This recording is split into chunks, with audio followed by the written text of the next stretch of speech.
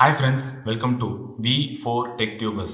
YouTube A to Z சீரீஸ்ல நீங்க பார்த்துட்டு இருக்கிறது 8th வீடியோ. அண்ட் இந்த வீடியோல ஆடியன்ஸ் ரிட்டென்ஷன் பத்தி தான் ஃபுல்லா பார்க்க போறோம்.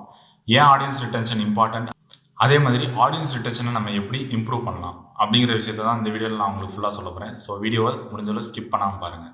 ஆடியன்ஸ் ரிட்டென்ஷனுங்கிறது வேற ஒன்றுமே இல்லை ஃப்ரெண்ட்ஸ். ஒருத்தரை உங்கள் வீடியோவில் நீங்கள் எவ்வளோ நேரம் தக்க வைக்கிறீங்க, அதாவது ஒருத்தர் உங்கள் வீடியோவை எவ்வளோ நேரம் பார்க்குறாரு அப்படிங்கிறது தான் ஆடியன்ஸ் ரிட்டென்ஷன் சொல்கிறது.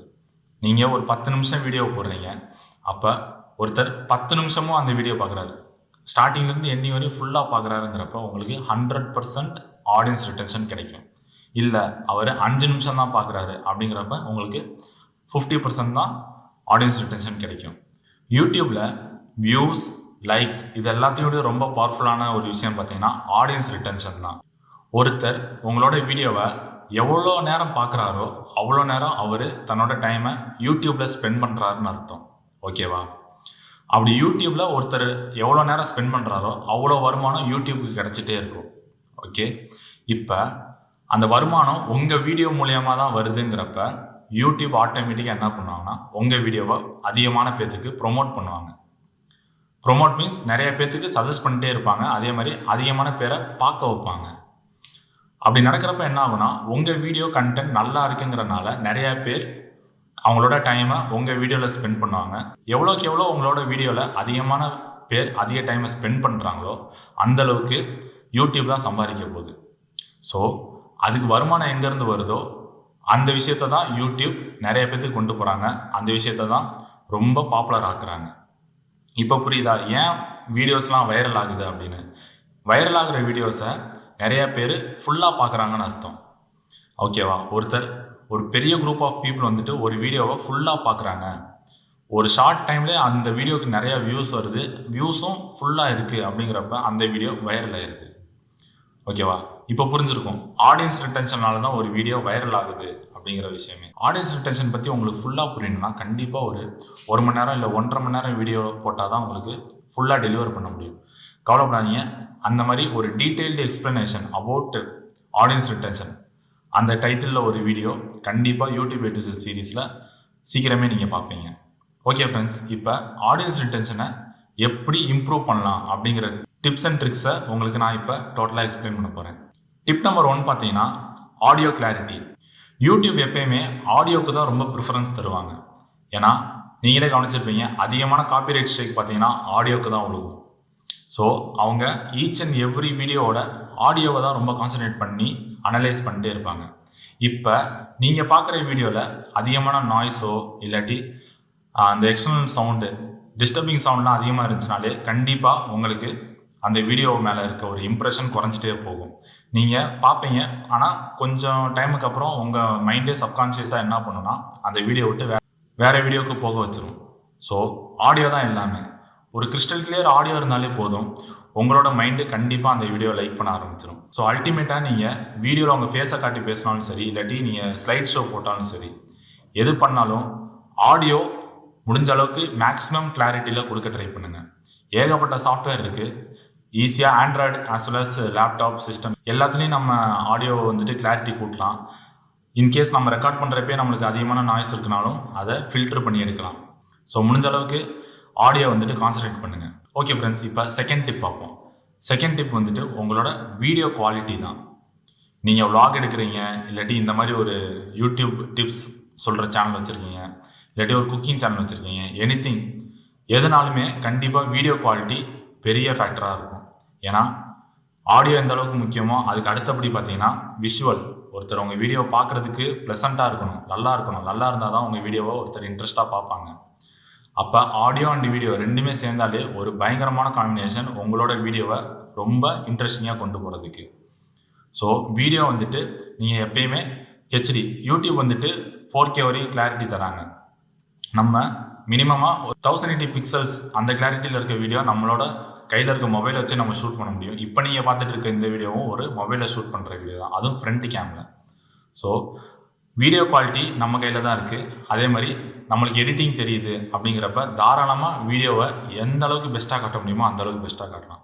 மறந்துடாதீங்க, 1080 பிக்சலில் நீங்கள் எப்பயுமே அப்லோட் பண்ணி பழகிக்கங்க. 720 பிக்சலை அவாய்ட் பண்ணுங்கள். விடைக்யூ, வீடியோ இன்ஃப்ளூயன்சர்ஸ் அந்த மாதிரி ஒரு பெரிய யூடியூப் சேனல், அதே மாதிரி யூடியூப் டூல்ஸ் ப்ரொவைட் பண்ணுற சேனல்லே பார்த்தீங்கன்னா இந்த வீடியோ குவாலிட்டி பற்றி ரிசர்ச் பண்ணியிருக்காங்க.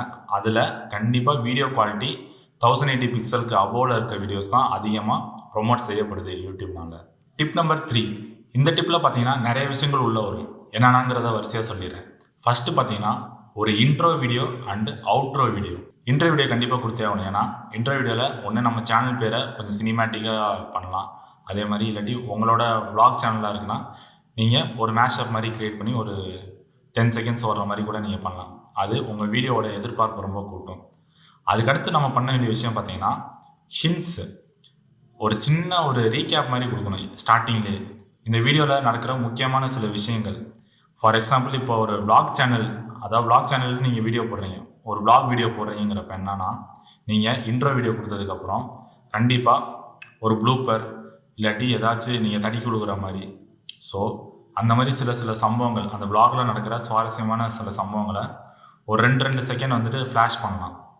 அதுதான் ரீகேப்புங்கிறது. அந்த ஃப்ளாஷ் பண்ணிங்கனாலே கண்டிப்பாக அதில் இனிய ஒன்றாவது சீனுக்கு வந்துட்டு ஆடியன்ஸ் ரொம்ப எதிர்பார்த்துட்டே இருப்பாங்க. வீடியோக்குள்ளே எப்போ வரும்னு சொல்லிட்டு.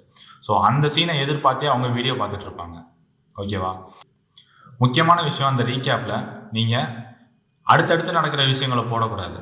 ஸ்டார்டிங்கில் நடக்கிற ஒரு விஷயம், அடுத்து மிடில் நடக்கிறது, அடுத்து பார்த்தீங்கன்னா ஃபைனலாக நடக்கிற ஒரு விஷயம். இந்த மாதிரி ஒரு ரெகுலர் இன்டர்வல்ஸில் நீங்கள் அந்த ரீகேப்கான கிளிப்ஸை எடுத்து போட்டிங்கனாலே போதும். உங்கள் ஆடியன்ஸ் கண்டிப்பாக ஒவ்வொரு விஷயம் வர வர வர வர அடுத்த விஷயத்துக்கு வெயிட் பண்ணிகிட்டே இருப்பாங்க. ஸோ ஃபைனலி உங்கள் வீடியோவை ஃபுல்லாக பார்த்து முடிச்சிருவாங்க.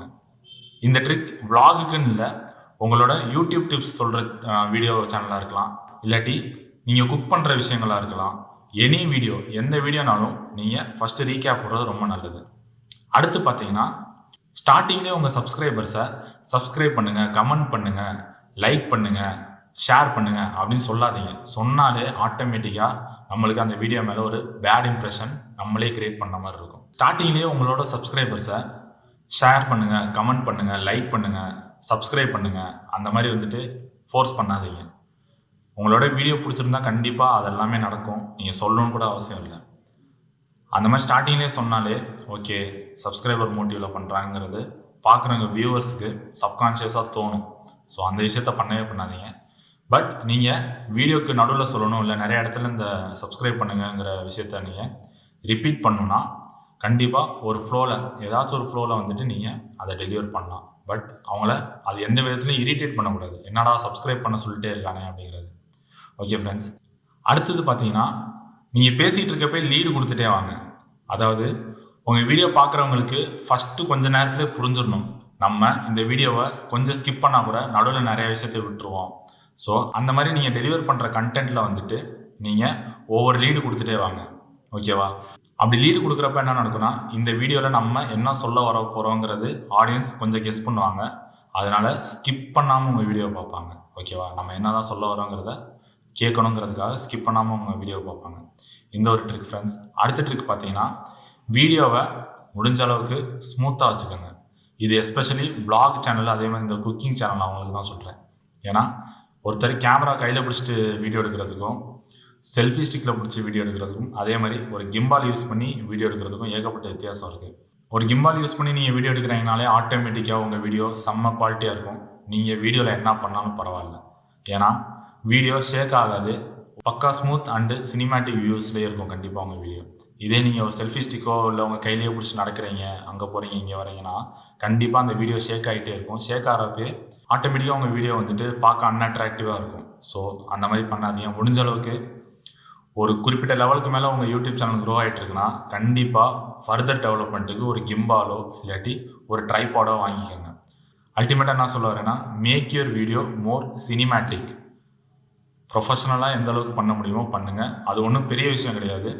நீங்கள் பண்ணுற சின்ன சின்ன மிஸ்டேக்ஸை சரி பண்ணாலே போதும், எல்லா வீடியோவும் நல்லாயிருக்கும். 4th டிப் இப்போ நான் சொல்கிறேன் ஃப்ரெண்ட்ஸ். இது கொஞ்சம் டிஃப்ரெண்ட்டான டிப்பு தான். என்னன்னா, உங்கள் சேனல் ஒரு ஸ்டார்டிங் ஸ்டேஜில் தான் இருக்குது, நீங்கள் இப்போ தான் ஆரம்பிச்சிருக்கீங்க அப்படிங்கிறப்ப கண்டிப்பாக உங்களோட ஃப்ரெண்ட்ஸ் அண்ட் ஃபேமிலி கிட்ட தான் நீங்கள் ஃபஸ்ட்டு இந்த வீடியோவை ஷேர் பண்ணி பூஸ்ட் பண்ணிகிட்டே இருப்பீங்க. ஸோ நான் என்ன சொல்ல வரேன்னா, நீங்கள் வீடியோ ஷேர் பண்ணுறது தப்பு இல்லை, பட் ஷேர் பண்ணுறப்ப யார் உங்கள் வீடியோவை ஃபுல்லாக பார்ப்பாங்களோ வெதர் நல்லா இருக்கோ நல்லா இல்லையோ, வீடியோ அவங்களுக்கு பிடிச்ச மாதிரி வீடியோ டாப்பிக்கோ இல்லாட்டி இல்லையோ, அந்த மாதிரி எதுவாக இருந்தாலும் உங்கள் வீடியோவை ஒருத்தர் சப்போர்ட் பண்ணுறேங்கிற பேரில் ஃபுல்லாக பார்க்குறாரு அப்படிங்கிறப்ப அந்த நபருக்கு மட்டும் அந்த வீடியோவை அனுப்புங்க. ஏன்னா அவர் தான் உங்கள் வீடியோவை ஃபுல்லாக பார்க்க போகிறாரு. மீதியெல்லாம் என்ன பண்ணுவாங்கன்னா, உங்களோட வீடியோ நீங்கள் லிங்க் ஷேர் பண்ணிட்டீங்கிறதுக்காக என்ன பண்ணுவாங்கன்னா, டக்குன்னு வீடியோக்குள்ளே போயிட்டு கொஞ்சம் நேரம் ஓட்டி என்ன சொல்லியிருக்கீங்கன்னு பார்த்துட்டு வெளியே வந்துடுவாங்க. நீங்கள் பார்த்துட்டீங்களான்னு கேட்குறப்பையும் அவங்க பதில் சொல்லுவாங்க பார்த்துட்டேன் அப்படின்னு. நீங்கள் ஒரு சில விஷயம் வீடியோவில் இந்த விஷயம் நோட் பண்ணேன் அந்த விஷயம் நோட் பண்ணேன்னு கேட்டால் கண்டிப்பாக அதுக்கான ஆன்சர் அவங்களுக்கு அதிலே கிடச்சிரும். ஸ்கிப் பண்ணி பார்த்தாலும் அவங்களுக்கு ஆன்சர் கண்டிப்பாக அதில் இருக்கும். ஸோ உங்கள் வீடியோவை யார் ஃபுல்லாக பார்க்குறாங்களோ அவங்களுக்கு மட்டும் சென்ட் பண்ணுங்கள். நீங்கள் 100 பேர்த்துக்கு சென்ட் பண்ணி அந்த 100 பேரில் 90 பேர் வந்துட்டு உங்கள் வீடியோ ஸ்கிப் பண்ணி தான் பார்க்குறாங்க. ஒரு 10 பேர் தான் ஃபுல்லாக பார்க்குறாங்கிறப்ப அந்த 10 பேர்த்துக்கு மட்டும் அமிச்சா என்னன்னு திரும்ப நடக்கும்? உங்கள் வீடியோ 200 பேர் 300 பேரை போய் சேரும். ஓகேவா? அதே அந்த 90 பேருக்கு மட்டும் நீங்கள் அனுப்புகிறீங்க அப்படின்னா அந்த வீடியோ டே பை டே அதோட ரீச்சை குறைச்சிக்கிட்டே தான் போகும் யூடியூப். ஸோ அந்த தப்பை மட்டும் பண்ணாதீங்க. உங்கள் வீடியோ ஃபுல்லாக பார்க்குறவங்க மட்டும் உங்கள் வீடியோவை சென்ட் பண்ணுங்கள். அதுதான் டபுள் பூஸ்ட், அதாவது பல மடங்கு பூஸ்ட் பண்ணி கொடுக்கும் உங்கள் வீடியோவை. 10 பேர் ஃபுல்லாக பார்த்தா கூட போதும். இம்ப்ரெஷன்ஸ் ஆட்டோமேட்டிக்காக அதிகமாகிடும். இம்ப்ரெஷன் அதிகமாகிட்டு உங்கள் தம்ப்நெயில் கரெக்டாக இருந்தாலே போதும், உங்கள் வீடியோவுக்கு கிளிக்ஸ் வரும். உங்கள் வீடியோ கண்டென்ட் நல்லா இருக்குனாலே ஆட்டோமேட்டிக்காக வியூஸ் எகிரும். ஸோ ஸ்டார்டிங் ஸ்டேஜில் இருக்கவங்க அனுப்புங்க, கரெக்டான ஆளுக்கு அனுப்புங்க. ஸோ ஓகே ஃப்ரெண்ட்ஸ், இந்த வீடியோவில் நான் ஒரு சில காமன் டிப்ஸ் தான் சொல்லியிருப்பேன். இந்த காமன் டிப்ஸை மிஸ் பண்ணாமல் ஃபாலோ பண்ணாலே போதும், ஆடியன்ஸ் ரிட்டென்ஷன் கண்டிப்பாக அதிகமாக வரும். ஆடியன்ஸ் ரிட்டென்ஷன் அதிகமாக இருந்தாலே போதும், ஒரு குறிப்பிட்ட ஸ்டேஜுக்கு மேலே நீங்கள் உங்கள் வீடியோவை கஷ்டப்பட்டு ப்ரொமோட் பண்ணவே தேவையில்லை, யூடியூபே அந்த வேலையை பார்த்துக்கும். ஸோ இந்த வீடியோ கண்டிப்பாக உங்களுக்கு யூஸ்ஃபுல்லாக இருக்கும்னு நினைக்கிறேன் ஃப்ரெண்ட்ஸ். இப்போ நான் அந்த 5th டிப்பை சொல்கிறேன். எப்பயுமே கமெண்ட், லைக், சப்ஸ்கிரைப், ஷேர் இது எல்லாத்தையும் லாஸ்ட்டாக சொல்லுங்கள். அதுதான் நான் இப்போ சொல்ல போகிறேன். இந்த வீடியோ பிடிச்சிருந்தா லைக் பண்ணுங்கள். எனி சஜஷன்ஸ் இருந்துச்சுன்னா கண்டிப்பாக கமெண்ட் பண்ணுங்கள். டவுட்ஸ் இருந்தாலும் கமெண்ட் பண்ணுங்கள். அல்டிமேட்டாக இந்த வீடியோவை சப்ஸ்கிரைப் பண்ணிடுங்க. Okay friends, thanks for your support. Stay home, stay safe, by.